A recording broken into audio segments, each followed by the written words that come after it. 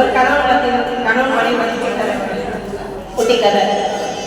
எத்தனை வீட்டில் கணவன் மனைவி இருக்காங்க, செய்ய கொடுக்கலன்னு அடிச்சிருக்கீங்க கை. எத்தனை பேர் வந்து கணவனை செஞ்சு கொடுக்கலன்னு இல்லை இல்லை. ஒரு ஊர்ல ஒரு கணவன் மனைவி இருந்தாங்க. மனைவி வந்து அவங்க எதுக்குமே அடிச்சதில்லை. குழந்தைகள் படிச்சு வாழ்ந்தாச்சு, எதுக்கு எந்த பொருள் செஞ்சு கொடுத்து அடிச்சதே இல்லை. ஒரு நாள் கணவன் வந்து வெளியூர் போறான்.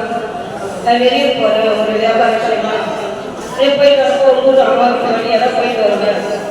உங்க அம்மாட்ட என்ன சொல்லணும்னு கேட்குறான். ஒன்றும் சொல்ல வேண்டாம், நீங்க அவங்களுக்கு ஏதாவது வழி கொடுத்து பார்த்துட்டு வரணும்னு சொல்லணும். போயிட்டு வியாபார விஷயம் முடிச்சுட்டு அவங்க அம்மா பார்த்துக்கலாம். அவங்க அம்மா வந்து வெள்ளையா ஒரு திருமணம் வந்து செஞ்சு கொடுக்குறாங்க, சாப்பிட்றான். இது என்ன வெள்ளையா இருக்கு, நல்லா இனிப்பாக சுவையா இருக்கு, இது வரைக்கும் உங்க பொண்ணு எதுவும் செஞ்சு கொடுத்தது எதுன்னு கேட்குறான். இது கொழுக்கட்டை மாட்டேன்னு சொல்றாங்க அவங்க அம்மா.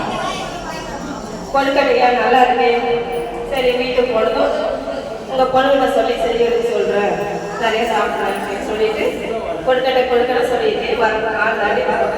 ஆசை சாப்பிட்டா கொழுக்கட்டை தான் சொல்லிட்டு வரோம். ஒரு பெரியவர் இருக்க வராது.